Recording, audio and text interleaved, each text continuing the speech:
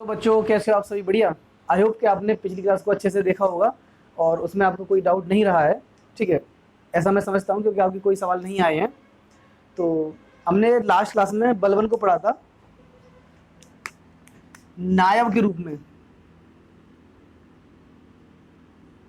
बलबन को हमने नायब के रूप में पढ़ा था। यहाँ से आगे हम पढ़ेंगे बलबन को शासक के रूप में। बलबन शासक के रूप में। तो इसका शासनकाल रहा था 1266 से लेकर के 1286 तक। 1265 में नासिरुद्दीन महमूद की मृत्यु हो गई थी।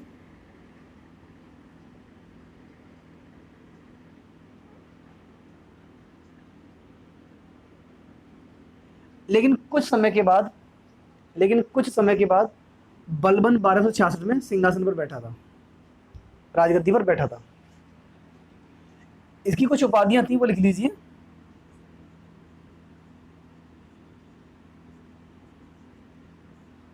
जैसे इसकी पहली उपाधि थी उलूग खां। ये कौन दिया था? मैंने पहले बताया था, नासुद्दीन महमूद।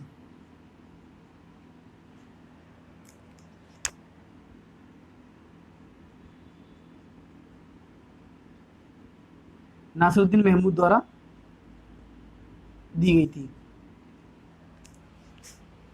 इसने अपनी एक उपाधि धारण की,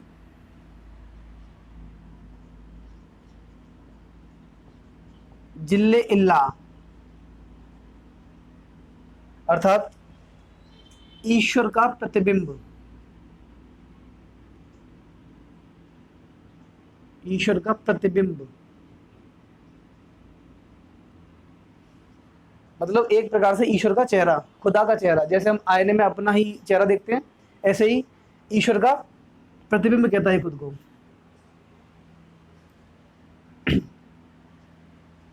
अगली इसकी उपाधि थी गयासुद्दीन।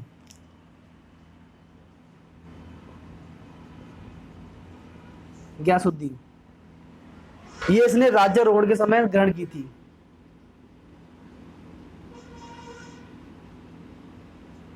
ये इसने राज्यारोहण के समय ग्रहण की। जिल्ले इल्ला भी इसने खुद को स्वयं कहा था, स्वयं ही इसने यह उपाधि धारण कर ली थी। अगली एक और उपाधि है इसकी, उलूखा हो गई, जिल्ले इल्ला हो गई, गयासुद्दीन हो गई। एक और उपाधि है न्याबते खुदाई।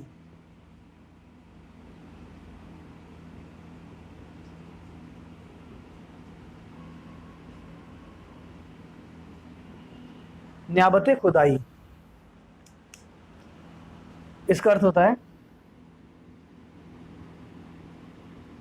ईश्वर का प्रतिनिधि।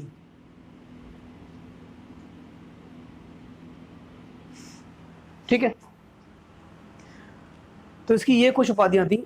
और जैसे ही इसने गयासुद्दीन की उपाधि धारण की, इसका नाम हो गया गयासुद्दीन बलबन। यहां से इसका नाम होता है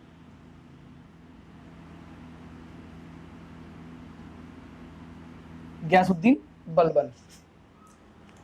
अब आगे जब शासक बनता है तो इसी नाम से वो शासक बनता है, गयासुद्दीन बलबन। नोट करिए।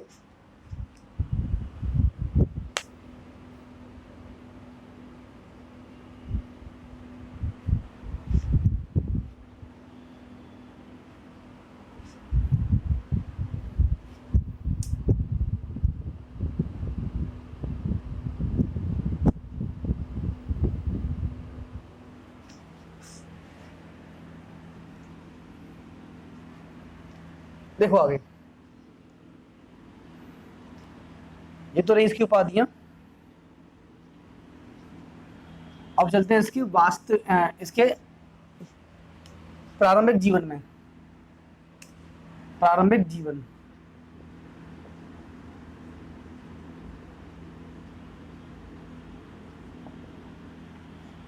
लिखिए इसके बारे में कुछ। इसका वास्तविक नाम इसका वास्तविक नाम इसका वास्तविक नाम बहाउद्दीन था। इसका वास्तविक नाम बहाउद्दीन था। इसका वास्तविक नाम बहाउद्दीन था।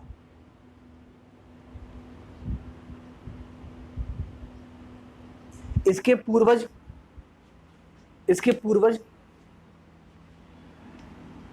इल्बरी तुर्क, इसके पूर्वज इल्बरी तुर्क कबीले के मुखिया थे। इसके पूर्वज इल्बरी तुर्क कबीले के मुखिया थे।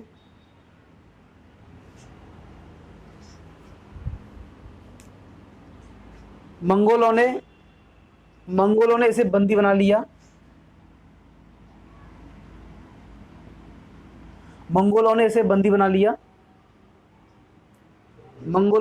बना लिया और बगदाद में बेच दिया। और बगदाद में बेच दिया। 1233 में इल्तुतमिश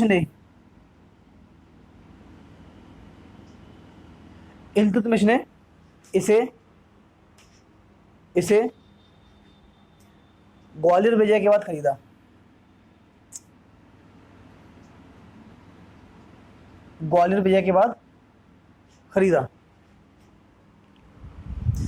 कब खरीदा थे? 1233 में। ठीक है।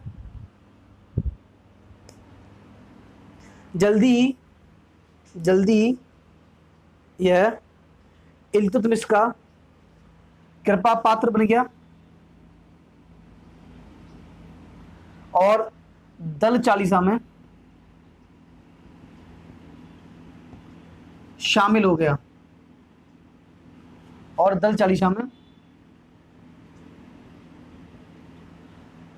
गया। ठीक है।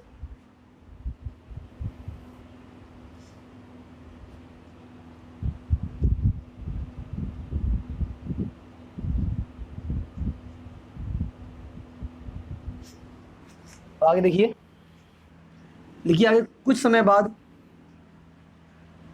बाद इसे खासदार का पद मिला।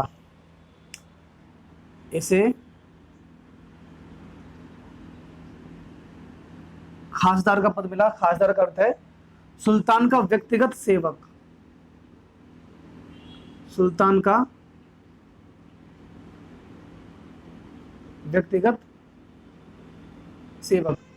अब जो इंसान सुल्तान का व्यक्तिगत सेवक है उसे क्या डर किसी का।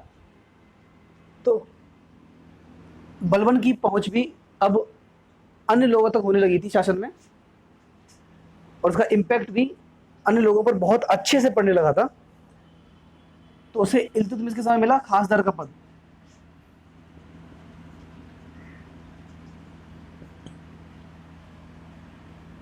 आगे देखिए, रजिया के समय में रजिया ने इसे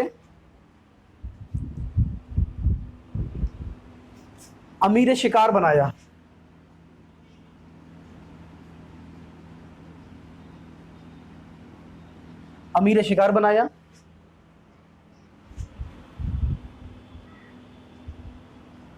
बहराम शाह ने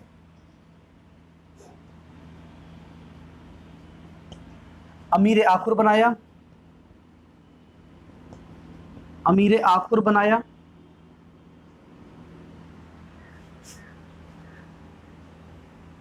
इसे अमीर आखुर बनाया।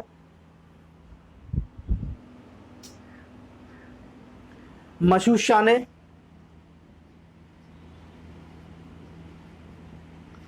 अमीर हाजिब बनाया।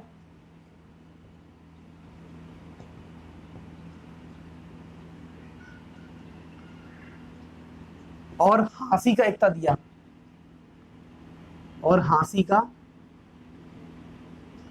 दिया। इल्तुतमिश, रजिया, बहराम शाह, मशहूद शाह। आगे आइए, नासिरुद्दीन महमूद के समय में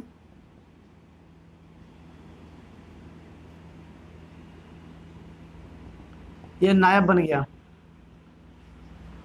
ये नायब बना, नायब मुमालिकात, नायब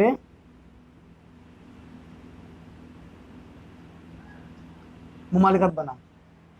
क्लियर?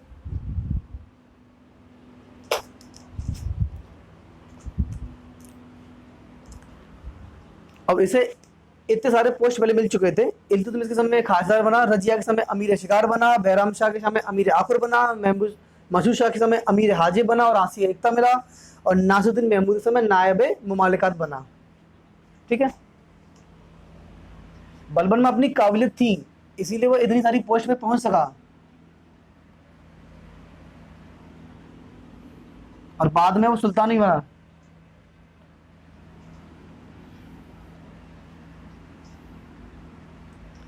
अब देखिए आगे, नायब शासक के रूप में, बलवंत शासक के रूप में, नासिरुद्दीन महमूद की मृत्यु के बाद बलबन 1266 में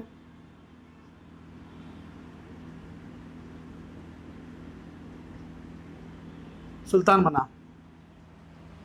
इसके बारे में एक कथन है कि यह पहले मलिक होते हुए, पूछा जाता है कि यह किसके बारे में कहा गया है, यह पहले मलिक होते हुए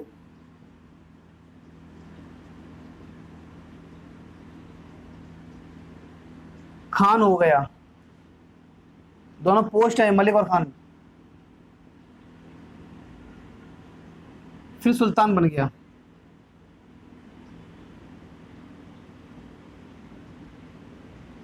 यह पहले मलिक होते हुए खान हो गया और फिर सुल्तान बन गया। यह स्वयं को अपने आप को ईरानी पौराणिक कथाओं में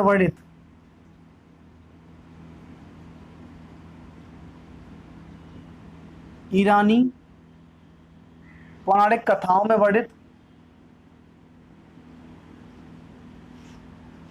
आफराश्याम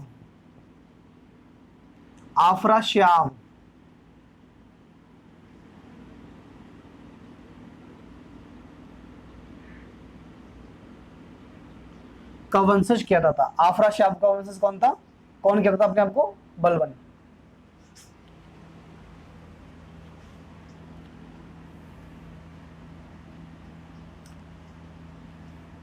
इसने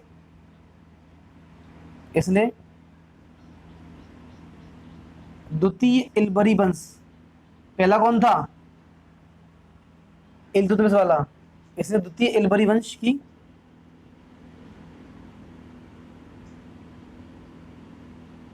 स्थापना की। इसने द्वितीय इल्बरी वंश की स्थापना की। इसे बलबनी वंश भी कहते हैं, इसे बलबनी वंश भी कहते हैं।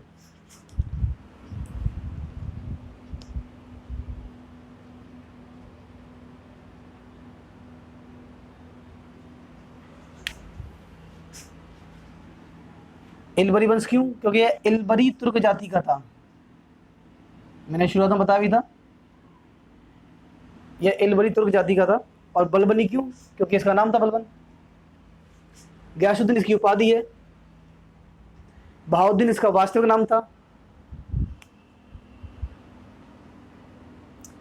अब आगे देखिए, शासक बनना बलबन के लिए आसान नहीं था। शासक बनने के बाद बलबन के लाइफ में, जीवन में कई सारी समस्याएं पहले से ही थी, बल्कि शासक बनने के बाद तो वो उसके लिए और ज़्यादा खड़ी हो गई थी, उसके स्वागत के लिए खड़ी। जैसे तो इसमें पहली समस्या क्या थी कि नासिरुद्दीन महमूद के बाद कोई एक उपयुक्त शासक ही नहीं था कि जो बलबन से पहले बन सके या बलबन की जगह ले सके, इसीलिए बलबन शासक बना। पहली बात तो ये थी। अब इसमें समस्या क्या थी कि जो भी, चाहे महमूद शाह हो गया, बैराम शाह हो गया, ये शासक सभी ऐसे थे जिनके समय में राजपद की प्रतिष्ठा गिर गई थी, क्योंकि ये सारे के सारे शासक भोग विलास वाले शासक थे। अब ऐसे में बलबन के लिए सबसे पहले आवश्यकता कि राजपति की प्रतिष्ठा को पहले से फिर से स्थापित किया जाए। तो इसके लिए सबसे पहली समस्या क्या थी? बलबन की समस्याएं। हेडिंग डालिए।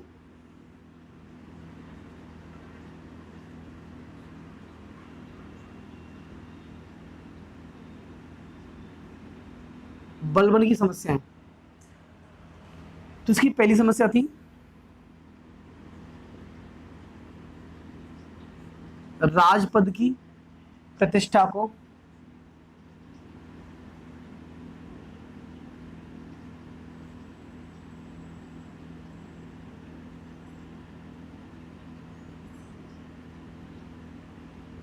पुनः स्थापित करना। दूसरी थी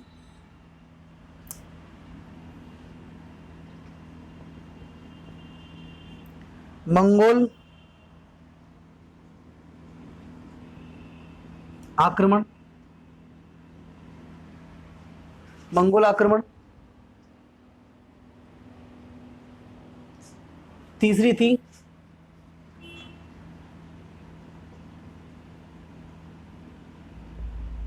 कानून व्यवस्था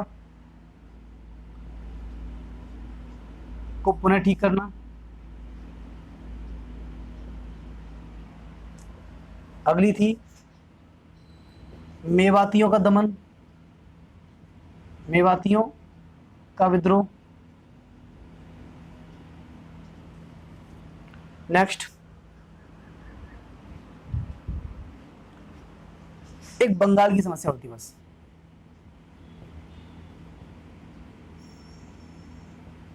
ठीक है, अब हम इसमें सबसे पहले बात करेंगे राजपद की प्रतिष्ठा को पुनः स्थापित करना।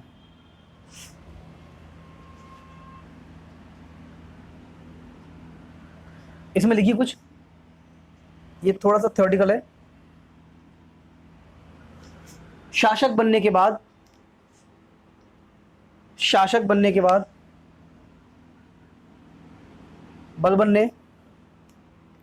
बलबन ने सबसे पहला कार्य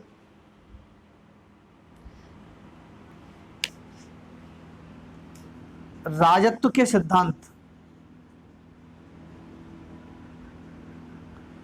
राजपद की प्रतिष्ठा या राजत्व के सिद्धांत, बात एक ही है। राजत्व के सिद्धांत को पुनः विवेचित किया, पुनः विवेचित किया, पुनः विवेचित किया। इसका राजत्व का सिद्धांत, इसका राजत्व का सिद्धांत फारसी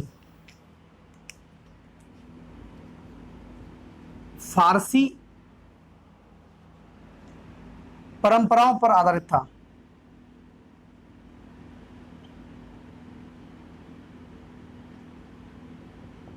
इसका राजत्व का सिद्धांत फारसी परंपराओं पर आधारित था, अर्थात ईरानी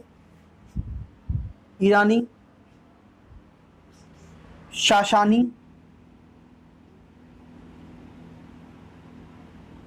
शासकों के समान था,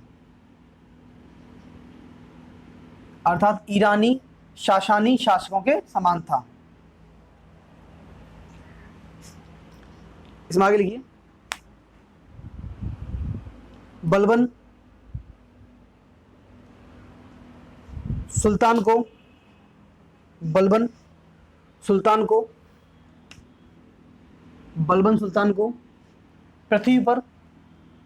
पृथ्वी पर ईश्वर का प्रतिनिधि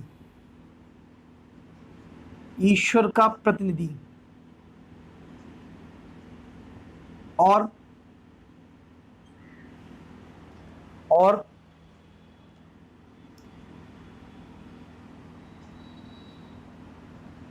ईश्वर का प्रतिबिंब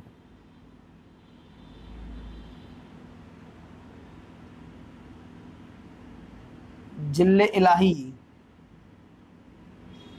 और इसे कहता है न्याबत खुदाई।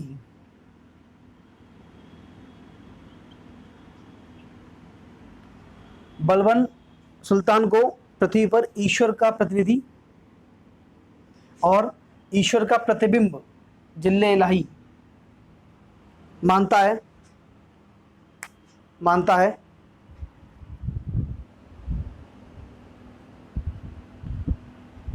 उसके अनुसार सुल्तान का स्थान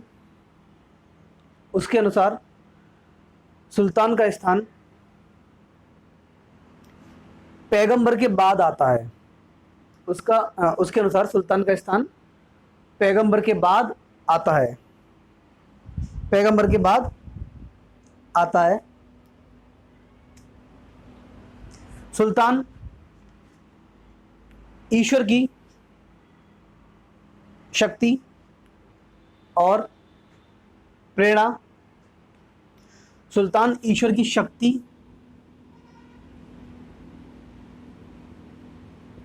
प्रेरणा से कार्य करता है, शासन करता है।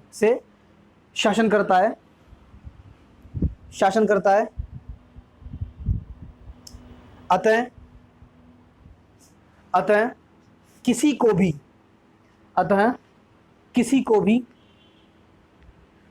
उसके कार्यों की आलोचना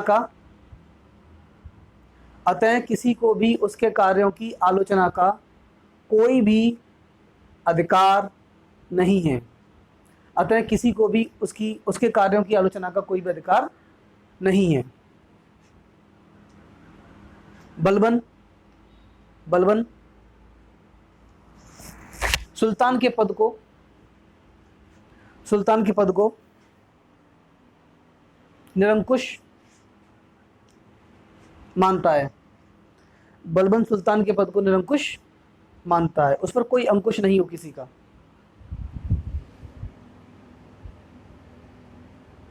इसमें एक इतिहासकार है के.ए. निजामी, उनका कथन लिख लीजिए। के.ए. निजामी का, के.ए. निजामी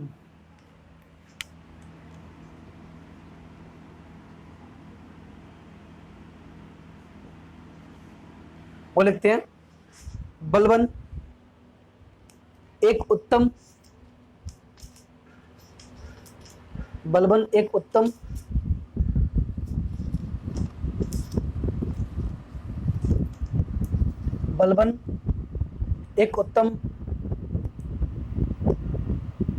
अभिनेता था। बलबन एक उत्तम अभिनेता था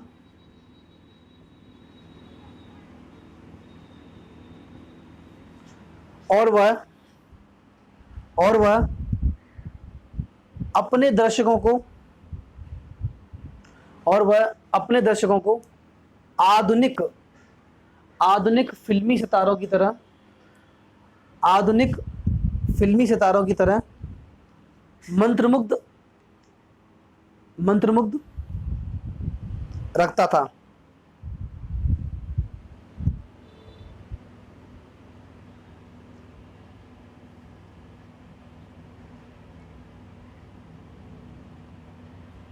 बलबन ने अपने पुत्र बुगरा खां को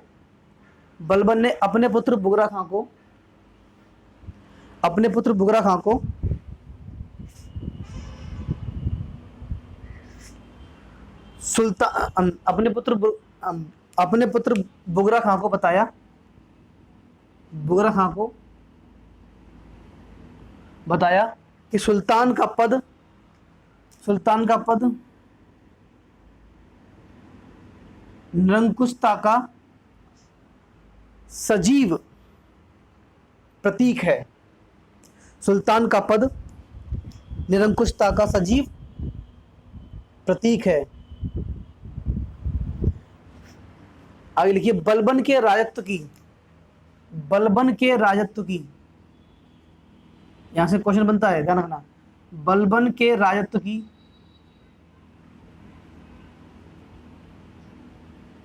पूरी व्याख्या बर्नी ने की है। बर्नी ने लिखी है, बर्नी ने की है, बर्नी ने की है, बर्नी ने बलबन की वसीयत लिखी थी। बर्नी ने बलबन की वसाया, इसे कहते हैं वसाया या वसीयत को संकलित किया था। बर्नी ने बलबन की वसीयत को संकलित किया था। इसी में बलबन के रायत्व के सिद्धांत की पूरी जानकारी दी गई है। इसके पहले भाग में, इस वसीयत के पहले भाग में सुल्तान के कर्तव्यों को बताया गया है। इस वसीयत के पहले भाग में सुल्तान के कर्तव्यों को बताया गया है तथा दूसरे भाग में बलबन अपने पुत्रों को राजत्व के सिद्धांत की व्याख्या करता है। तो बलबन के राजत्व के सिद्धांत की व्याख्या किसने की है, या किस इतिहासकार के माध्यम से है? बर्नी के माध्यम से। ठीक है, बर्नी का नाम ध्यान रखिएगा, जियाउद्दीन बर्नी उसका पूरा नाम था। देखिए, वह राजपद की प्रतिष्ठा के लिए उसने कुछ नियम बनाए, जैसे वह साधारण लोगों से, आम जनता से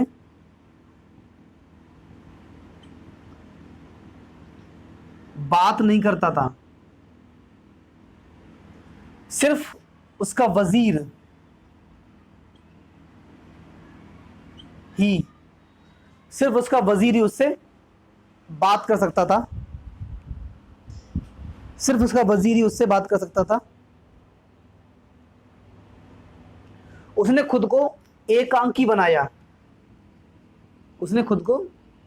बनाया कि अगर वो किसी बात को लेकर परेशान भी हो तो वो उसे कोई देखे ना। उसने खुद को इतना एकाकी बना लिया कि हमेशा अकेला ही रहता था ज़्यादातर समय। उसने शराब पीना, हास्य प्रयास करना, हंसी मजाक, उसने शराब पीना, हास्य प्रयास करना, नृत्य, संगीत, गायन,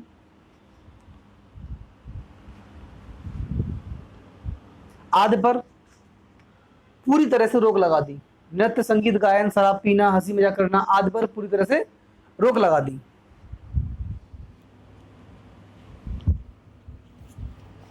आगे लिखिए इसमें,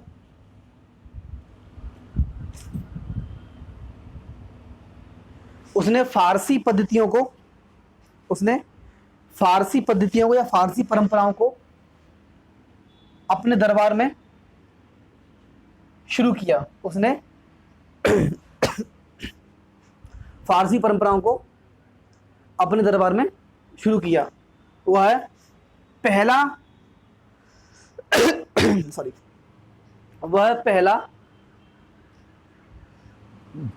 पहला शासक था जिसने गैर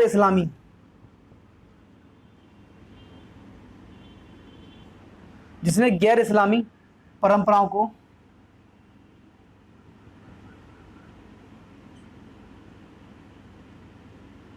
शुरू किया।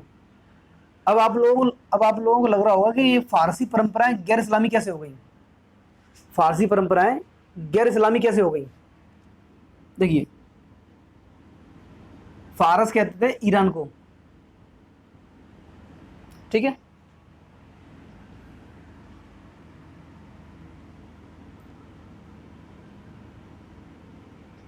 ये पारसी परंपरा होती है बेसिकली, पारसी।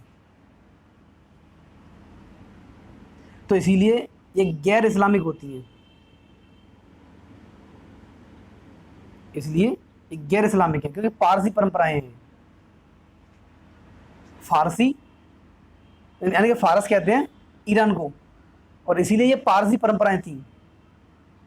लेकिन लेकिन इस्लाम के विस्तार में ईरान से या फारस से ये पारसी लोग निष्कासित हो गए।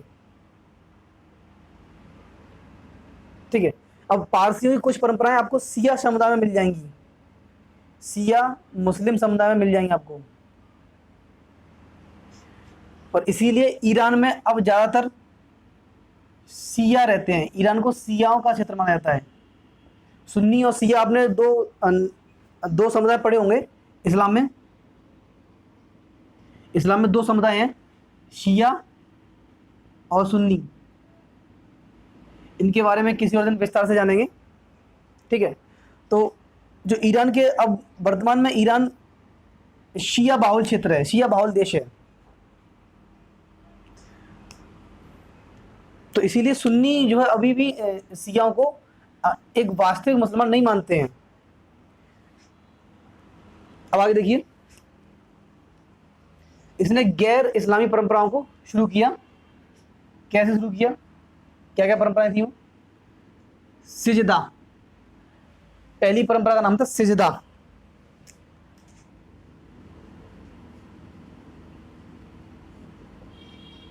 सिजदा, इसका अर्थ है घुटनों पर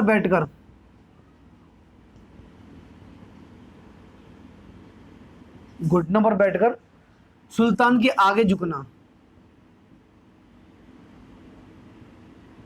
सुल्तान के आगे झुकना।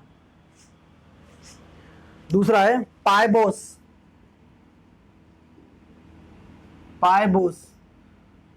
बोस या बोसा माने होता है चूमना, पाय माने पैर, तो सुल्तान के पैरों को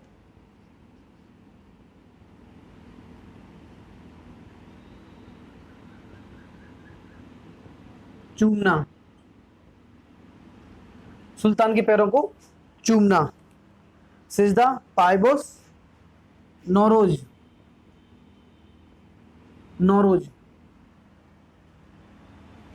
इसे कहते हैं ईरानी नववर्ष।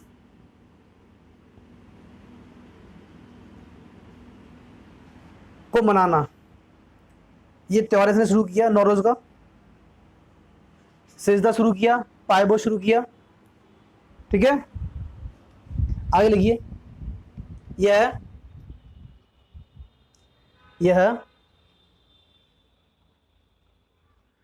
ऊंचे कुल के लोगों को ही यह ऊंचे कुल के लोगों को ही यह ऊंचे कुल के लोगों को ही यह ऊंचे कुल के लोगों को ही पद देता था। यह ऊंचे कुल के लोगों को ही यह ऊंचे कुल के लोगों को ही यह ऊंचे कुल के लोगों को ही पद देता था। बलबन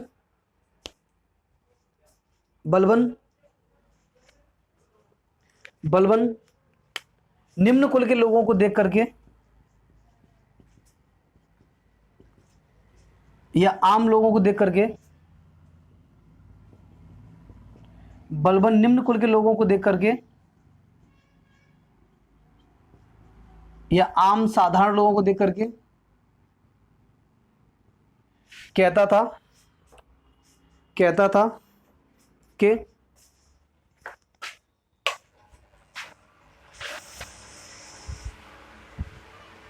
साधारण लोगों से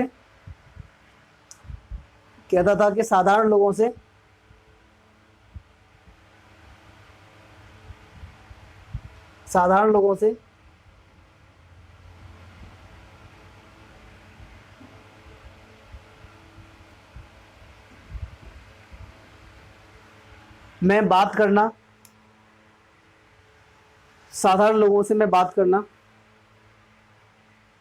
पसंद नहीं करता, और इन्हें देखकर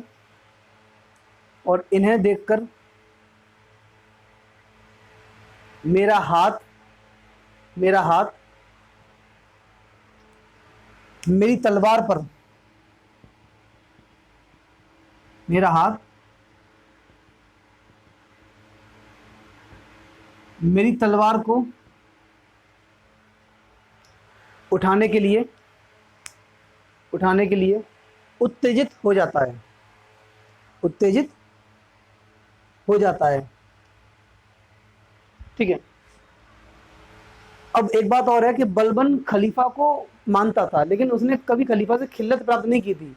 उसने बाकायदा जा करके या किसी को भेज करके कोई अनुमति पत्र नहीं मांगा था, लेकिन बलबन खलीफा को बस मानता था कि हाँ खलीफा है और मैं उसकी बात को मानता हूँ, बस इतना वो मानता था खुद को।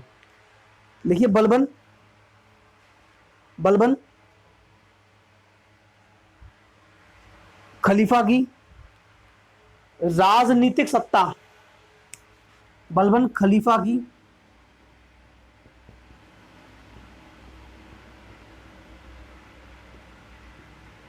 राजनीतिक सत्ता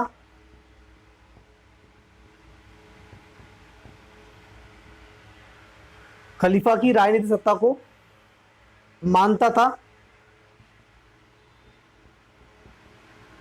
तथा अपने सिक्कों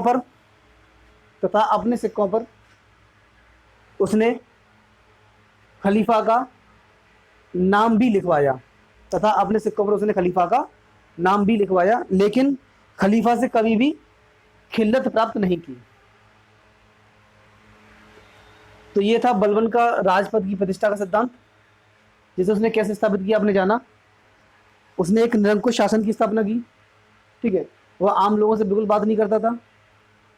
उसने एक दूरी बनाई, जनसभा से दूरी बनाई, आम साधारण लोगों से दूरी बनाई। वह अपने सिर्फ वजीर से बात करता था और वजीर उससे बात कर सकता था। उसने नाच गाना, शराब, मद्य, सारा कुछ उसने बंद करा दिया। और वह एक प्रकार से एकदम एकाकी हो गया और अंदर से बहुत कठोर जीवन जी रहा था। बलबन के बारे में अब आगे और जानेंगे, लेकिन अभी आज का लेक्चर यहीं तक है। अच्छे से पढ़िएगा, ख्याल रखिए अपने अच्छे से। आगे अभी भी चीज़ें और भी हैं, जैसे दल चालीसा का भी ये दमन करेगा, उसे पूरी तरह से नष्ट कर देगा।